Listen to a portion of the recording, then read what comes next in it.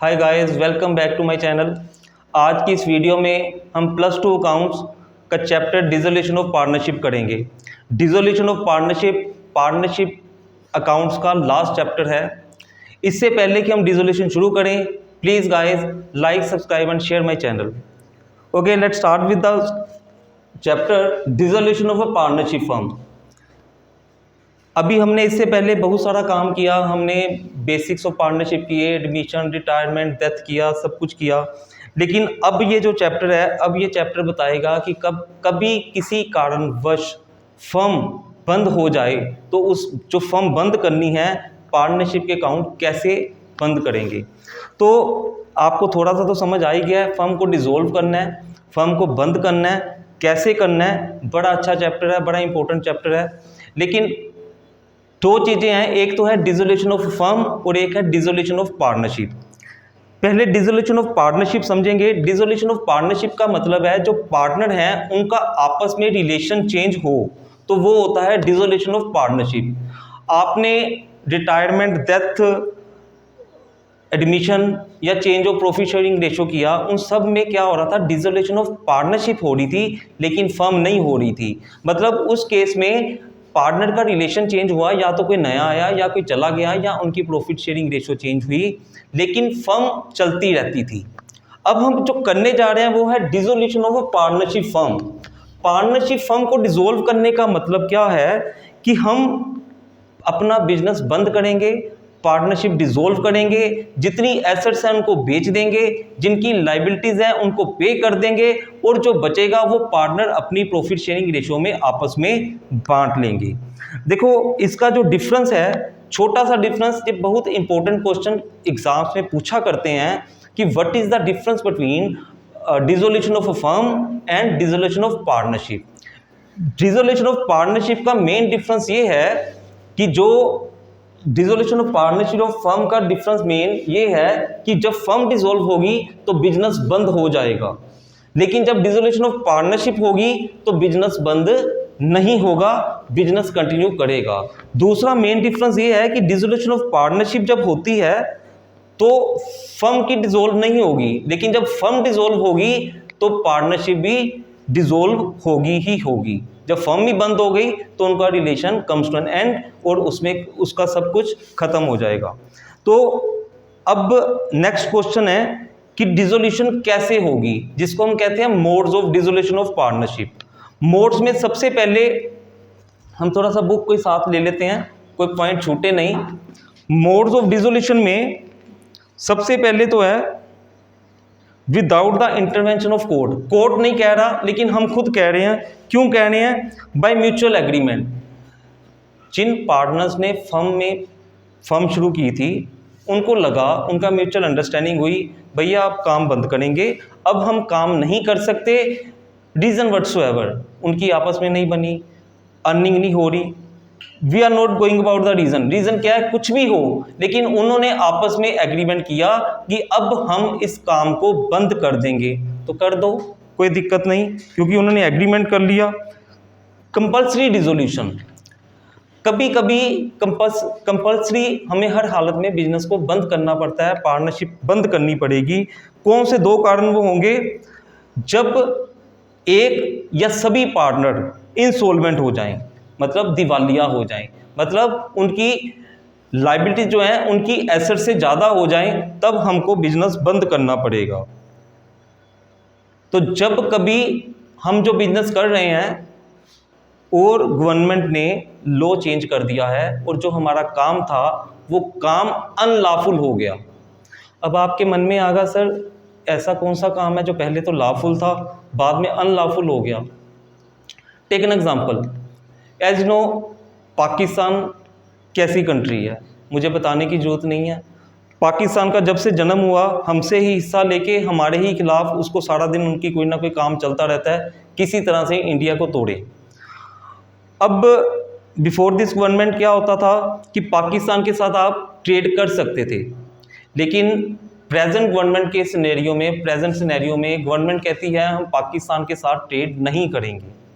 अगर मान लो किसी व्यक्ति ने, किसी दो बंदों ने मिलकर, ए और बी ने मिलकर एक पार्टनरशिप फर्म बनाई और वो फर्म बनाकर उसका काम ये था कि पाकिस्तान से कुछ चीज़ों को इंपोर्ट करना और इंडिया में बेचना। अब गवर्नमेंट ने बैन कर दिया कि हम पाकिस्तान से कुछ भी इंपोर्ट नहीं करेंगे, ना एक्सपोर्ट करेंगे, तो वो फर्म का जो बिजनेस था वो अनलॉफुल हो गया। तो then they have to close the firm, they have to dissolve the firm. तो ये कभी कभी ऐसी सिनेरियो, कभी कभी ऐसी सिचुएशन हो सकती है जिसमें ये हो जाए। तीसरा, on happening of the event, कोई घटना घट गई, कोई इवेंट ऐसा हो गया कि अब हमें बिजनेस को क्लोज करना पड़ेगा, मतलब पार्टनरशिप फर्म को डिसॉल्व करना पड़ेगा। पहला तो इंसॉल्वेंसी ऑफ ए पार्टनर, दूसरा on the death of A partner. अगर दो ही पार्टनर हैं, एक पार्टनर की डेथ होगी तो firm can not B continue. आप कहोगे सर उसका बेटा आ जाएगा, भाई इसका बेटा है ही नहीं।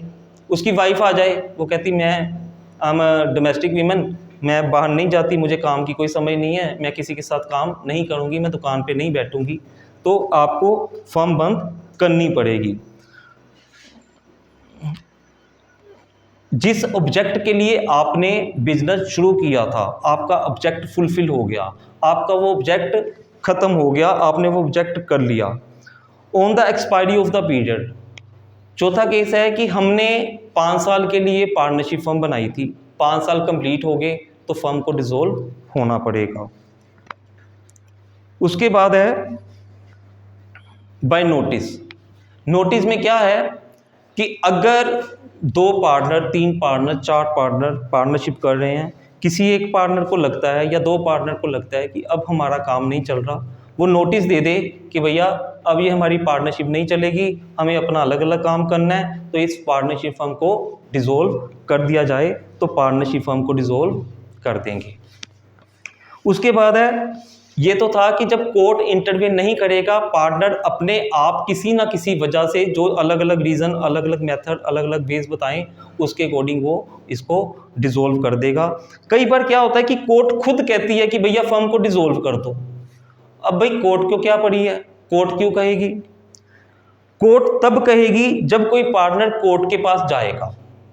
अब मान लो पहला कारण तो ये है कि जो पार्टनरशिप है, जो कोर्ट है, उसको लगता है कि अगर ये बिजनेस करेंगे, बिजनेस को बंद करेंगे, तो ये जस्ट एंड इक्वल है, ये जस्ट एंड इक्वल है, इसको बंद करना ही जस्टिफाइड है सबके लिए। दूसरा, अगर कोर्ट को लगता है कि अगर हम फर्म को कंटिन्यू करेंगे तो लॉसेस और इंक्रीज होंगे, इस केस में भी फर्म कहेगी कि बिजनेस को बंद कर दो। तीसरा, अगर कोर्ट को लग रहा है कि एक पार्टनर या 2 पार्टनर लगातार कंटिन्यूसली फर्म को धोखा दे रहे हैं, दूसरे पार्टनर को ब्रीच कर रहे हैं, तब अगर कोर्ट को ये लगेगा कि जो पार्टनर हैं वो इसी के साथ का दूसरा काम खुद करके फर्म को नुकसान पहुंचा रहे हैं, इन केस में भी जो कोर्ट है वो इस बिजनेस को बंद करने के लिए कहेगा। और अगर कोई पार्टनर, 1 या 2 अनसाउंड माइंड हो जाए, अनसाउंड माइंड का मतलब ये नहीं है कि माइंड से आवाज़ नहीं आ रही, अनसाउंड माइंड का मतलब है कि उनका जो माइंड है वो ठीक नहीं है, उनकी दिमागी हालत स्थिर नहीं है, आप उसको पागल भी कह सकते हो, लेकिन मतलब वो इस हालत में नहीं है कि जेन्युइन डिसीजन ले सके, बिजनेस के अंदर प्रॉपर डिसीजन मेकिंग कर सके, कि जिससे कि जिस तरह से हम रैशनल होकर बिजनेस को करते हैं, अगर वो ऐसा नहीं कर सकता तो उस केस में भी वो आपको फर्म बंद करने के लिए कोर्ट ऑर्डर कर सकता है। तो ये अलग अलग कारण थे। उसके बाद है एक चीज और, अगर हम एक छोटी सी 1-2 बातें और बताएंगे, उसके बाद जनरल एंट्रीज करेंगे, फिर क्वेश्चंस करेंगे। सबसे पहले सेटलमेंट ऑफ अकाउंट्स। जो हमारे अकाउंट है वो सेटलमेंट कैसे करने हैं? सबसे पहले जो अगर हमारे बिजनेस में कोई लॉसेस हुए हैं, जब फर्म बंद करेंगे लॉसेस हो गए, 90% केसेस में, 99% केसेस में when we are suffering losses, in that situation we will try to dissolve the firm. तो अगर लॉसेस है तो लॉसेस कैसे देने? सबसे पहले फर्म की एसेट बेच के, फिर फर्म के प्रॉफिट से, और उसके बाद अगर फिर भी लॉसेस कवर नहीं होते तो पार्टनर अपने घर से, अपनी कैपिटल जो है उनकी, अपने घर से पैसा लेके आएंगे उस रेशो में जो उनकी प्रॉफिट शेयरिंग रेशो है। दूसरी चीज है कि अगर हमारे पास पैसे हैं तो हम उस पैसों को कहाँ कहाँ किस तरह अप्लाई करेंगे। एप्लीकेशन ऑफ फंड्स क्या है। मान लो फर्म बंद कर रहे हैं, as we know we are going to dissolve the firm, तो लोगों के पैसे देने हैं। सबसे पहले हम आउटसाइड लाइबिलिटीज पे करेंगे। आउटसाइड लाइबिलिटी कौन सी होती हैं? Creditor, bill payable, bank loan, जो हमारे अपने पार्टनर के अलावा बाहर से जो पैसा लोगों से लिया है वो पैसा हम लोगों को वापस करेंगे। उसके बाद लोगों का पैसा देने के बाद हम क्या करेंगे? फिर पार्टनर की कैपिटल, फिर पार्टनर का लोन, पार्टनर का लोन देने के बाद पार्टनर की कैपिटल, फिर अगर कोई पैसा बच जाए तो वो पार्टनर अपनी प्रॉफिट शेयरिंग रेशो में आपस में बांट लेंगे। एक और इम्पोर्टेंट टॉपिक है, अभी काम तो हमें बाद में आएगा जब क्वेश्चन करेंगे, लेकिन अगर कभी किसी सिचुएशन में फर्म के लॉसेज हैं और पार्टनर के इंडिविजुअल फर्म का आउटसाइड लाइबिलिटीज है, फर्म की लाइबिलिटीज हैं, और जो पार्टनर हैं उनके पर्सनल डेप्ट हैं, पर्सनल कर्जा लिया हुआ उन्होंने, तो दोनों में किस तरह से करेंगे। इसमें अगर तो फर्म की प्रॉपर्टी है तो उस प्रॉपर्टी को बेच के पहले फर्म का कर्जा, फर्म के डेप्ट पे करेंगे। उसके बाद जो पैसा बचेगा वो पार्टनर की प्रॉफिट शेयरिंग रेशो में बांट देंगे, और जिस पार्टनर का पर्सनल डेप्ट है वो उस शेयर में से अपने पर्सनल डेप्ट को पे कर पाएगा। दूसरा, अगर पार्टनर की पर्सनल एसेट को बेचते हैं तो वो उस एसेट को बेच के पहले अपने पर्सनल डेप्ट को, पर्सनल कर्जे को पे करेगा, और फिर अगर कोई पैसा बचेगा तो वो बिजनेस में लाके बिजनेस के डेप्ट्स को पे करेगा। तो ये छोटा सा थ्योरी का पोर्शन था, 5 से 10 मिनट शायद आपके लिए, इसमें आपको थ्योरी का सारा क्लियर हुआ। अब हम समझेंगे कि हमारा अकाउंट्स कैसे चलेगा, इसमें क्या बनना है। पिछले 3 चैप्टर में हमने रियलाइजेशन अकाउंट बनाया, रीवैल्यूएशन अकाउंट बनाया। Revaluation as the name suggest कि रीवैल्यूएशन मतलब किसी चीज को दोबारा से वैल्यूएशन करनी। लेकिन अब हम क्या करेंगे? अब हम रियलाइजेशन अकाउंट बनाएंगे। अब हमारा जो काम है, हमने फर्म को बंद करना है, सारी एसेट्स और लाइबिलिटीज को बेच देना है, एसेट्स को बेचना है, लाइबिलिटीज को पे करना है। इस सारे काम के लिए हम एक अकाउंट बनाएंगे जिसका नाम है रियलाइजेशन अकाउंट। अब हम जर्नल एंट्रीज करेंगे। इस चैप्टर में बेसिकली रियलाइजेशन अकाउंट बनेगा, पार्टनर लोन अकाउंट बनेंगे, चाहे हमने पार्टनर को दिया या पार्टनर ने हमको दिया, उसके बाद कैपिटल अकाउंट बनेगा, और लास्ट में बनेगा कैश अकाउंट। अगर ये 4-5 अकाउंट हम बना लेते हैं, कैश अकाउंट का बैलेंस 0 आ जाएगा, तो हमारा क्वेश्चन जो है वो बिल्कुल ठीक होगा। लेकिन हम स्टार्ट करेंगे, जो सबसे टफ है, जो सबसे मुश्किल है, जो सबसे लेंथी है, वो है realisation account. As the name suggest, realisation मतलब हम इस अकाउंट में सारी एसेट लाइबिलिटीज ट्रांसफर करके इनको रियलाइज करेंगे, मतलब जो बेच के पैसा आएगा उसको हम रिसीव करेंगे। ध्यान से देखो जरा, सबसे पहले है क्लोजिंग ऑफ एसेट्स। जितनी भी हमारी एसेट्स है उन सब एसेट्स को हम क्या करेंगे? सबसे पहले रियलाइजेशन अकाउंट में ट्रांसफर करेंगे। देखो, एसेट जो होती है कहाँ से ट्रांसफर करेंगे? बैलेंस शीट से। आपको जो क्वेश्चन दिया है उसमें एक बैलेंस शीट गिवन होगी, उस बैलेंस शीट में एसेट साइड में कुछ एसेट्स गिवन होंगी, तो वो एसेट जो है वो एसेट साइड में है, डेबिट बैलेंस है, तो हम क्या करेंगे? Realisation account debit to various assets. अब कई बच्चे बड़े प्यारे, बड़े अच्छे, वो ऐसे ही लिख देते हैं वेरियस एसेट।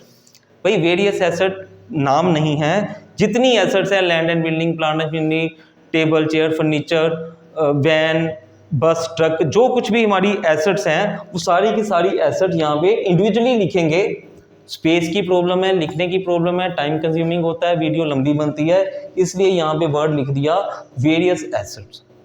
तो एसेट्स की एंट्री ट्रांसफर की और लाइबिलिटीज की जो एंट्रियाँ दोनों हैं ये कम्प्लेक्स है, समझने वाली हैं, क्योंकि एसेट्स में बहुत सारी चीज़ें होती हैं जो हमें ट्रांसफ़र नहीं करनी। जो तो सीधी सीधी एसेट्स हैं जैसे plant and machinery, stock, debtor, land and building, van, truck, computer, furniture, ये सब तो ट्रांसफ़र हो जाएंगे यहाँ पे। इसके साथ ही अगर आपने देखा होगा कुछ एसेट्स ऐसी होती हैं जिनकी साथ में रिजर्व बना होता है या प्रोविज़न बनी होती है। One of them is debtors, second is investment, उसके अगेंस्ट इन्वेस्टमेंट फ्लक्चुएशन रिजर्व एक प्रोविज़न बनी रहती है। तो जब हम एसेट ट्रांसफ़र करेंगे तो उनके अगेंस्ट जो प्रोविज़न होगी वो लायबिलिटी साइड में ट्रांसफ़र होगी।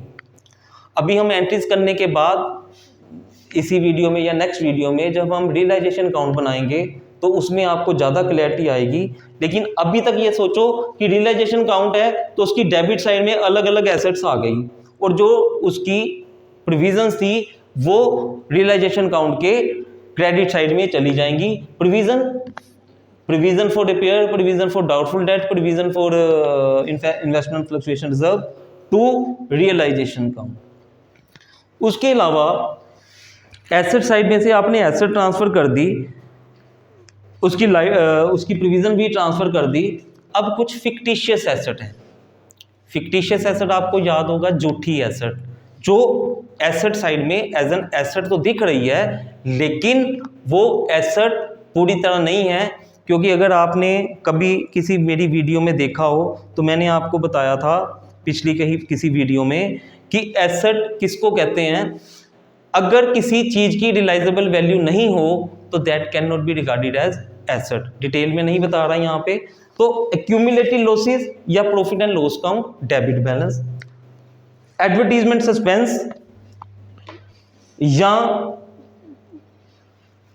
सस्पेंस या deferred revenue expense.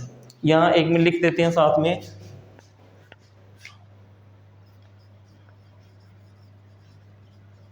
Deferred revenue expense. ये तीनों चारों एक्सपेंस जो हैं ये एसेट साइड में एज एन एसेट शो तो होते हैं लेकिन ये हमारी रियल एसेट्स नहीं हैं, हम इनको रियलाइज नहीं कर सकते।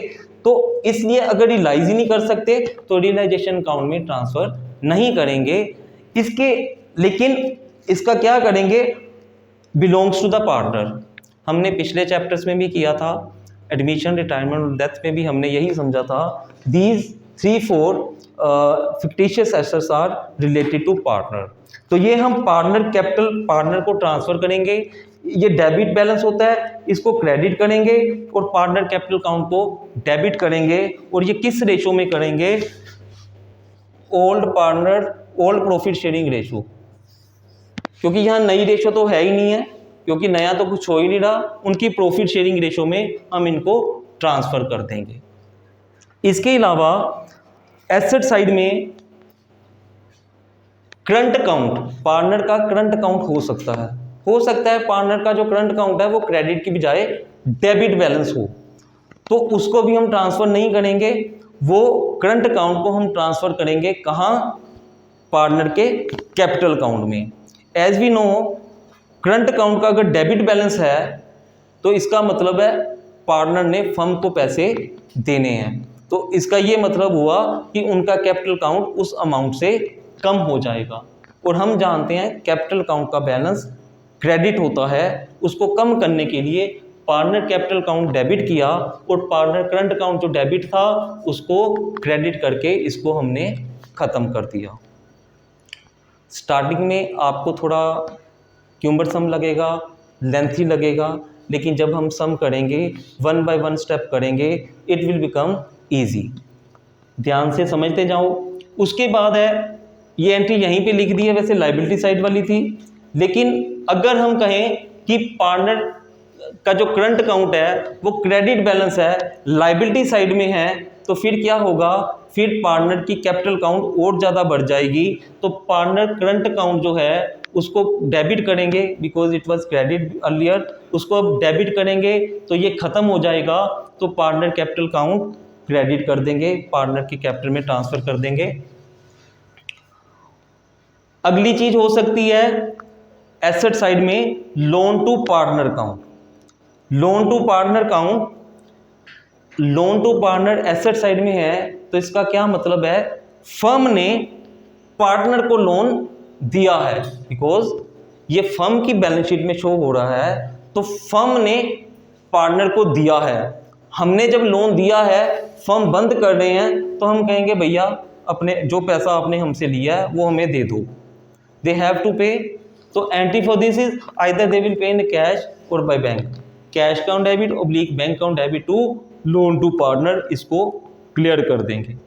तो ये एसेट साइड की एंट्रियां, जो एसेट साइड में जो बैलेंस थे उनको ट्रांसफ़र करना है। कहाँ करना है, रियलाइजेशन में करना है या कैपिटल अकाउंट में करना है या क्या करना है, उसका वो सारी की सारी यहाँ तक अभी हम पहुँचे। अब हम लाइबिलिटी साइड की बात करेंगे। अगर लाइबिलिटी साइड की बात करें, liability side of balance sheet, उसमें सबसे पहले क्या होता है, आउटसाइड लाइबिलिटीज। आउटसाइड लाइबिलिटीज किसको कहते हैं, पार्टनर के अलावा जो पार्टनर है ए बी सी डी, जो 2 या 3 या 4 पार्टनर हैं, उनके अलावा आपने जिन भी लोगों को पैसे देने हैं वो आउटसाइड लाइबिलिटीज हैं। जैसे sundry creditor, bill payable, loan to bank, term loan, overdraft, पत्नी स्पाउस का लोन, वो भी आउटसाइडर में गिना जाएगा। ये सारी की सारी चीज़ें आउटसाइडर लोन है। तो हम क्या करेंगे, सबसे पहले आउटसाइड लोन जो हैं, आउटसाइडर्स को जो हमने पैसे देने हैं वो क्रेडिट थे, उनको ख़त्म करना है, उनको ट्रांसफ़र करना है। तो हम क्या करेंगे, outside liability, sundry creditor, bill payable, spouse loan, bank loan, overdraft, what ever it is, को डेबिट करके टू रियलाइजेशन करेंगे। ये रियलाइजेशन की अपना क्रेडिट साइड में ट्रांसफ़र हो जाएगा।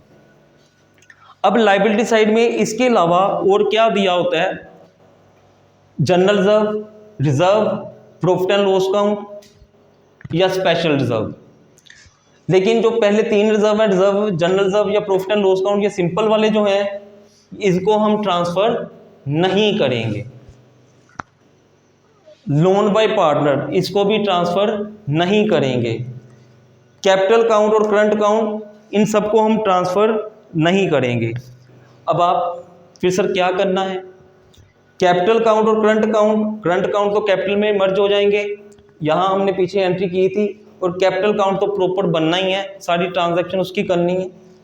ये जो चीज़ें हैं ये हम बांट देंगे, किस में बांटेंगे, पार्टनर में, उनकी प्रॉफिट शेयरिंग रेशो में। Reserve, general reserve, profit and loss account to old नहीं, टू पार्टनर कैपिटल अकाउंट, ठीक है, ओल्ड प्रॉफिट शेयरिंग रेशो में। जो लोन है उसको क्रेडिट साइड में लोन है, तो इसका मतलब है हमने पार्टनर से लोन लिया हुआ है, ये हम उसको पे कर देंगे। ऐसा करो, इसकी जनरल एंट्री मुझे ऐसे ही लिखा है, हम इसकी जनरल एंट्री कन्वर्ट कर देते हैं।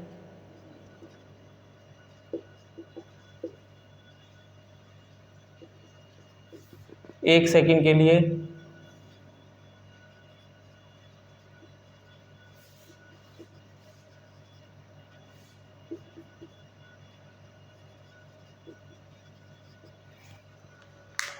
देखो लाइबिलिटी साइड में आउटसाइड लाइबिलिटीज़ को हमने ट्रांसफ़र कर दिया रियलाइजेशन अकाउंट में। उसके बाद हमने देखा हमारे पास कुछ रिजर्व्स हैं, तो वो रिजर्व्स रिलेटेड टू पार्टनर, तो पार्टनर से रिलेटेड हैं, तो हम पार्टनर कैपिटल अकाउंट में ट्रांसफ़र कर देंगे उनकी प्रॉफिट शेयरिंग रेशो में। Loan by partner, liability side में अगर लोन है तो इसका मतलब है कि फर्म ने पार्टनर से लोन लिया है, फर्म की लाइबिलिटी है, तो हम उनको पे कर देंगे loan by partner A B C D जो भी नाम होगा टू कैश या बैंक। उसके बाद एक नया टॉपिक, नई चीज़, हमने वर्कमैन कंपनसेशन रिजर्व, हमने जब पिछले चैप्टर किए थे, चाहे एडमिशन, रिटायरमेंट, डेथ, उसमें भी किया था। एडमिशन में काफ़ी अच्छा किया था, इसकी अलग से मैंने एक वीडियो भी पोस्ट की थी। वर्कमैन कंपनसेशन रिजर्व होता क्या है और उसकी कितनी सिचुएशन हो सकती हैं। वर्कमैन कंपनसेशन रिजर्व जो है, आपको मैंने बताया था कि जब हमारी फैक्ट्री में बहुत सारे वर्कर काम करते हैं तो यहाँ हमेशा एक सिचुएशन, एक डर, एक भय बना रहता है। हो सकता है कभी कोई होनी अनहोनी, कोई घटना, कोई दुर्घटना फर्म में हो जाए, कोई बॉयलर फट गया, कभी शॉर्ट सर्किट हो गया, कभी फायर अकर हो गई, या कुछ ऐसी घटना घटी, या कुछ हैवी सामान उठाते हुए किसी मजदूर पे, किसी लेबर पे गिर जाए, तो उन बंदों को हमें कुछ कंपनसेशन पे करना पड़ेगा। क्यों, there is a workman compensation act भी है, तो वर्कमैन के लिए बहुत सारी एसोसिएशन ऑर्गेनाइजेशन बनी है, तो हमें कुछ पे करना पड़ेगा। उसके लिए हम एक वर्कमैन कंपनसेशन रिजर्व बनाते हैं, जो हम अपने प्रॉफिट में से कुछ अमाउंट को सेट असाइड करके रखते हैं, वो उसको एक्यूमुलेट करते करते वर्कमैन कंपनसेशन रिजर्व बना देते हैं। अब ये मेरा बताने का रीज़न था, क्यों बताया कि प्रॉफिट से बनाते हैं, उसका प्रॉफिट बांटते हैं किसको, पार्टनर्स को। अब मान लो मेरे पास 1 लाख रुपए का रिजर्व है, सिंपल एग्जांपल लेते हैं, रिजर्व जो है हमारा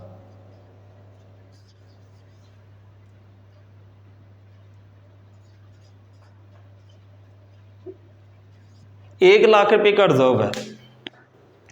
अब वो कहता है there is no liability against workman compensation reserve on the date on which we are going to dissolve the firm. उस तारीख तक किसी वर्कमैन को कोई चोट नहीं लगी, किसी को कोई कंपनसेशन नहीं लेना, किसी को कोई पैसा नहीं देना। तो अब हम क्या करेंगे, अब जैसा मैंने आपको बताया, it is created out of profits.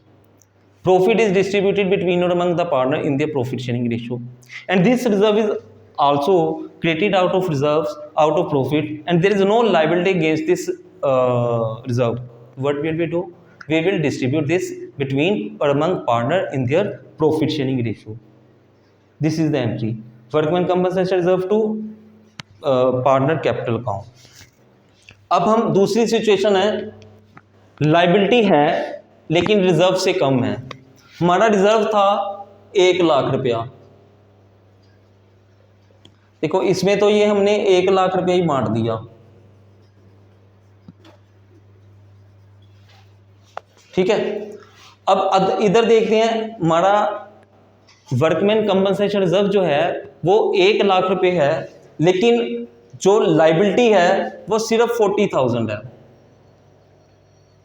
तो जो 40,000 लाइबिलिटी है उसको तो हम ट्रांसफर कर देंगे रियलाइजेशन अकाउंट में, और जो बाकी का 60,000 है वो हम डिस्ट्रीब्यूट कर देंगे पार्टनर कैपिटल अकाउंट में। हम मान के चलें कि 2 पार्टनर है 1:1 की रेशो में, तो 30,000 उनको आ जाएगा। तीसरी सिचुएशन हो सकती है कि जितना हमने रिजर्व बनाया था 1 लाख रुपया, 1 लाख रुपया ही हमें लेबर को, वर्कमैन को देना पड़ेगा एज अ कंपनसेशन।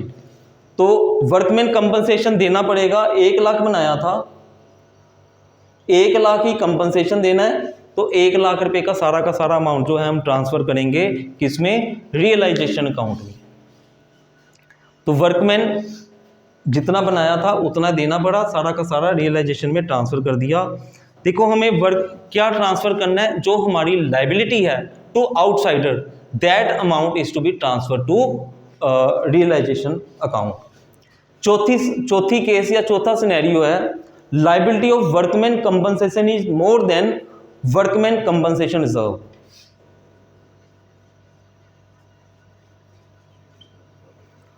हमने 1 लाख रुपए का रिजर्व बनाया है, हमें 1 लाख रुपए का रिजर्व बनाया है, लेकिन लाइबिलिटी 1 लाख रुपए से ज़्यादा है। तो अब हम क्या करेंगे, जितना रिजर्व है सारा का सारा रिजर्व ट्रांसफ़र किधर ट्रांसफ़र कर देंगे, टू रियलाइजेशन में।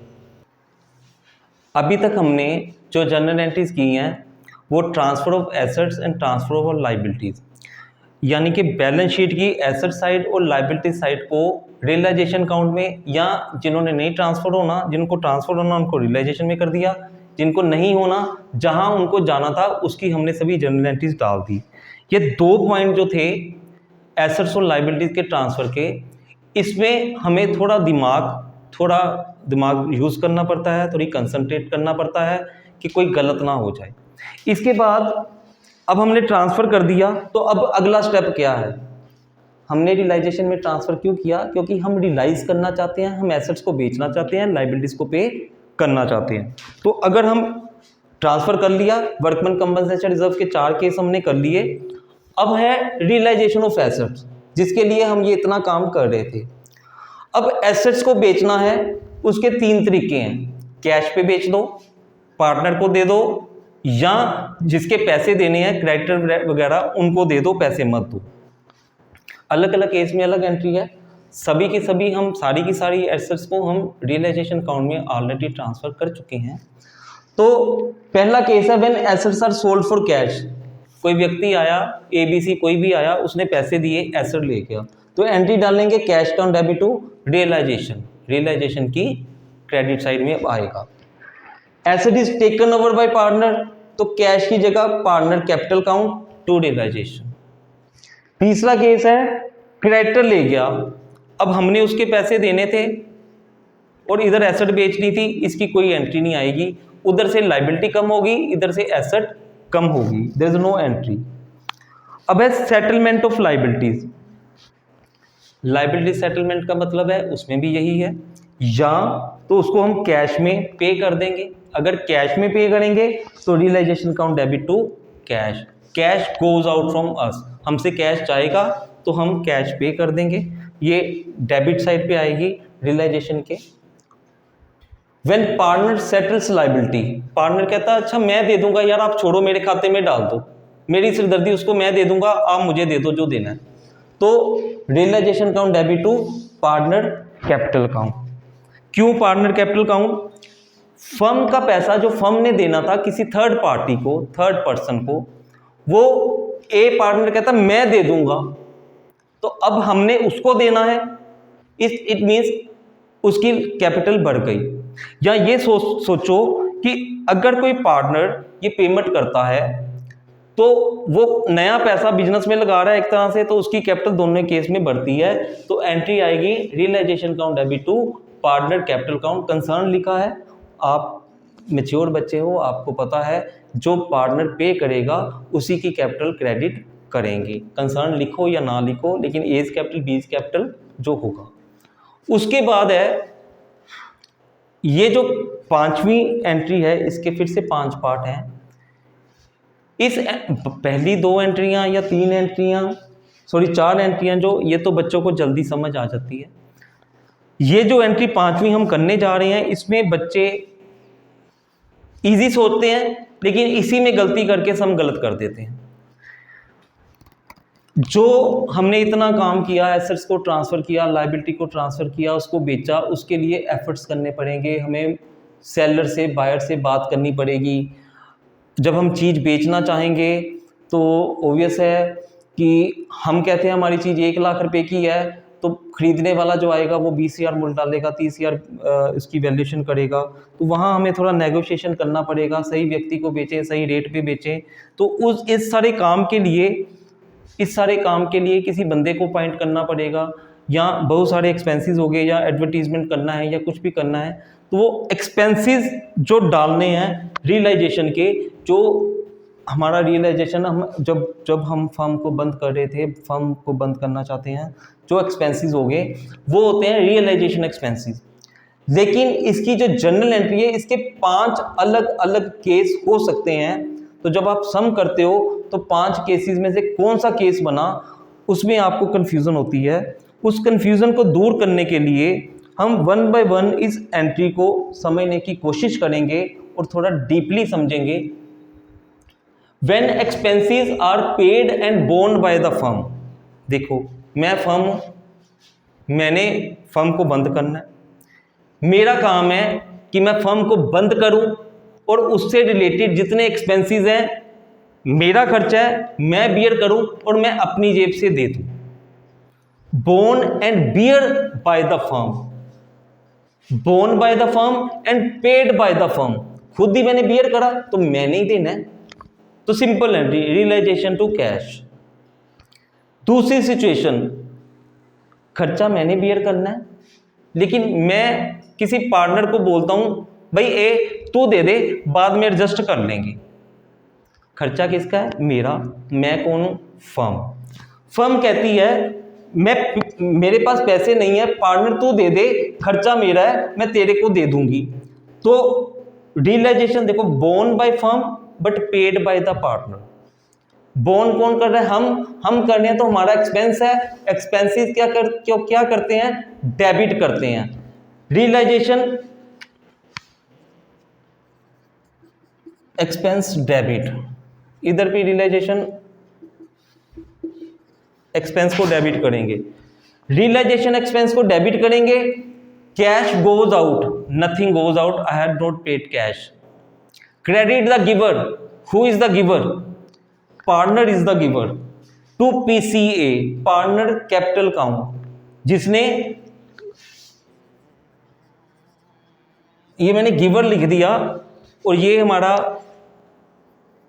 Debit all expenses and losses, जिसने पैसे दिए उसको क्रेडिट कर दिया, जनरल के सिंपल रूल। दो सिचुएशन है, पहली में मैंने, मेरा खर्चा था, मैंने पे किया, रियलाइजेशन एक्सपेंस टू कैश। दूसरी सिचुएशन, मेरा खर्चा पार्टनर ने पे किया, मेरा एक्सपेंस है, रियलाइजेशन एक्सपेंस डेबिट टू जिसने दिया, पार्टनर कैपिटल का। तीसरी सिचुएशन, अब पार्टनर दिलेर है, पार्टनर कहता भाई बंद करो बिजनेस को। भाई कैसे करें, खर्चा होगा। कहता यार मैं करूंगा, जितना खर्चा होगा मैं दूंगा और मैं बियर करूंगा, आपकी फर्म को किसी को नहीं पड़ेगा। तो भाई दे दे, जान बची लाखों पाए, तो ठीक है, उसकी कोई एंट्री नहीं डालेंगे। पार्टनर खुद अपनी पर्सनल कैपेसिटी में ही is willing to pay, he is willing to bear the load of that expenses, in that case there will be no entry. Fourth scenario, partner कहता है मैं बियर करूंगा, जितना खर्चा आएगा मेरे पे डाल दो। हमने कहा दे दे, कहता भैया अभी कैश नहीं है, एंड में हिसाब करेंगे, आप मेरे को कम कर देना, अभी दे। फर्म को कह रहा है, मैं फर्म हूं आपको बताया, मैं फर्म को कहता है कि भाई आप दे दो। अब ध्यान से सोचो, फर्म पे कर रही है, किसके पैसे, किसके बिहाफ पे, पार्टनर के बिहाफ पे। तो अब हमने ये पैसा किससे लेना है, पार्टनर से। Partner will become our debtor. देखो पार्टनर कैपिटल काउंट, ये यहां लिख देते हैं थोड़ा सा अंडरस्टैंडिंग के लिए, बिकम्स डेटर। पार्टनर मेरा डेटर बन गया, फर्म का डेटर बन गया, तो मैंने पार्टनर को डेबिट किया। अब मैंने उससे लेने हैं, क्यों लेने हैं, क्योंकि उसने जो एक्सपेंस बियर करने थे वो अभी उसने नहीं दिए, बल्कि मैंने दिए हैं, फर्म ने दिए हैं। कैश गोज आउट, तो मैंने टू कैश। ठीक है, अगर रूल लिखना है तो लिख सकते हो। अब कई बच्चे कहेंगे सर ये टाइम वेस्ट है या कैसे है, आप +1 के रूल अब हमें अब क्यों करवा रहे हो? Because for the last 23-24 years since I am teaching, I am in the teaching profession for the last 23-24 years, तो चैनल मुझे अभी बनाया है, तो इतने सालों का एक्सपीरियंस ये कहता है कि बच्चे, स्टूडेंट जो है इस एंट्री पे आके फंस जाते हैं, क्योंकि 5 केस हैं, 5 केसेस में एक जैसे मिलते जुलते हैं, तो उसमें कन्फ्यूज़न आती है। तो अगर आप फंस जाते हो, आप इंटेलिजेंट बच्चे हो, आप फंस भी जाते हो, तो आप रूल लगा लो कि ऐसे ये सिचुएशन बनी। फिफ्थ है पार्टनर इज गेटिंग। अच्छा, पार्टनर कहता है कि भैया छोड़ो खर्चा वर्चा सब कुछ, आप मेरे को उक्का पुक्का दे दो, मेरे को लमसम अमाउंट दे दो, 10,000 दे दो, 20,000 दे दो, 15,000 दे दो, 25,000 दे दो, जो भी सिनेरियो उसके अकॉर्डिंगली। जितना खर्चा होगा मैं करूंगा और जो मेहनत होगी, बाकी जो बच जाएगा वो मेरा। मान लो पार्टनर कहता है कि पार्टनर और पार्टनरशिप फर्म में 20,000 पे बात बन गई कि पार्टनर हम तुम्हें 20,000 दे देंगे। अब फर्म बेवकूफ़ तो है नहीं, उसने देखा कि यार 15,000 का तो खर्चा ही आ जाएगा, तो ये बेचारा जाएगा, घूमेगा फिरेगा, मेहनत लगाएगा, एडवर्टाइज करे, कार पे जाए, बस पे जाए, स्कूटर पे जाए, लोगों को मिले, अपने घर बुलाए, उनके घर जाए, तो कुछ मेहनत करेगा, तो भाई इसको भी थोड़ा सा बचना चाहिए, तभी वो काम करेगा। तो हम कहते हैं कि अच्छा भैया तुम्हें 20,000 दिया, जो एक्सपेंसेस हो गए वो तुम्हारे। वो कहता ठीक है भाई, 20,000 रुपया दो, मैं ले लेता हूँ। तो बीइंग ए फर्म 20 का 20,000 मेरे लिए तो 20,000 एक्सपेंस है। अब वो कितना करता, वो उसकी सिरदर्दी है। मैंने कितना दिया पार्टनर को 20,000, मैं फर्म हूं, फर्म ने पार्टनर को दिया 20,000, तो फर्म का एक्सपेंस कितना है 20,000। तो जब फर्म का एक्सपेंस 20,000 है, तो realisation expense to partner capital count ये 20,000 से हमारी एंट्री आ जाएगी। अब इतना सब कुछ करने के बाद हमने रियलाइजेशन की लगभग सारी की सारी एंट्रियां डाल ली हैं। अब इतना कुछ करने के बाद जब हम अकाउंट को क्लोज करना चाहेंगे, या तो प्रॉफिट होगा या लॉस होगा। जो भी होगा उस प्रॉफिट और लॉस को बियर कौन करेगा, या उस प्रॉफिट को किसको मिलेगा, वो प्रॉफिट या लॉस मिलेगा सभी पार्टनर्स को उनकी प्रॉफिट शेयरिंग रेशो में। अगर हमें प्रॉफिट हुआ है रियलाइजेशन पे, अब कई बच्चे बड़े प्यारी प्यारी बातें करते हैं, सर कैसे पता लगेगा प्रॉफिट हुआ कि लॉस हुआ? जैसे रीवैल्यूएशन अकाउंट में पता लगता था वैसे अब रीवैल्यूएशन अकाउंट में कैसे पता चलता था? क्रेडिट साइड जो हमारा रीवैल्यूएशन अकाउंट बनाएंगे, सॉरी रियलाइजेशन अकाउंट,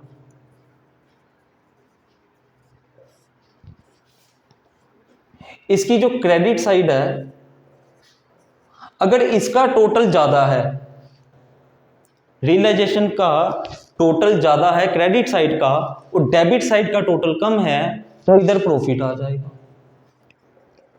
और अगर इसका टोटल ज्यादा है तो इधर लॉस आ जाएगा। लेकिन एक क्वेश्चन के अंदर either there will be profit और लॉस। आप ये नहीं कह सकते प्रॉफिट भी हो लॉस भी हो, ऐसा नहीं होगा, आइदर प्रॉफिट होगा या लॉस होगा। तो मान के चलते हैं प्रॉफिट हुआ तो क्या एंट्री डालेंगे? Realisation account debit to partner capital account, उनकी प्रॉफिट शेयरिंग रेशो में। ओल्ड लिख रहा हूं, कंफ्यूजन नहीं हो, जो स्टार्टिंग में थी वही ओल्ड होगी। और लॉस ऑन रियलाइजेशन होगा तो क्या होगा? रिवर्स एंट्री हो जाएगी, पार्टनर कैपिटल अकाउंट, लॉस होने में पार्टनर का जो कैपिटल अकाउंट है उनका बैलेंस कम हो जाएगा, partner capital account debit to realisation account. यहां तक हमने आज जो जर्नल एंट्रीज की हैं, ये सारी की सारी जर्नल एंट्रीज रियलाइजेशन अकाउंट तक हैं। रियलाइजेशन अकाउंट के बाद कुछ और अकाउंट बनेंगे, जिसमें कैपिटल अकाउंट बनेगा, जिसमें लोन अकाउंट बनेंगे। लोन अकाउंट दो बनेंगे, अगर पार्टनर ने दिया है फर्म को या फर्म ने लिया है पार्टनर से या फर्म ने दिया है पार्टनर को। और एंड में कैश अकाउंट बनेगा। वो जितनी एंट्रियां जो एंट्रीज रह गई हैं जो रियलाइजेशन में अकाउंट में नहीं आएंगी, वो एंट्रीज के लिए हम नेक्स्ट वीडियो बनाएंगे। यहां तक हमने इस वीडियो में मीनिंग, मोड्स, मेथड्स, डिफरेंस और रियलाइजेशन से रिलेटेड सारी की सारी जर्नल एंट्रीज की हैं। मैं पहले दूसरी वीडियो जो बनाऊंगा उसमें सिर्फ जर्नल एंट्रीज ही क्लियर करूंगा। जब सारी जर्नल एंट्रीज क्लियर हो जाएंगी उसके बाद हम कुछ बड़े क्वेश्चन, फुल फ्लेज क्वेश्चन जो 8 नंबर के आपको एग्जाम में आ सकते हैं, वो हम करेंगे। For the time being this video is over now. Thank you, have a nice day.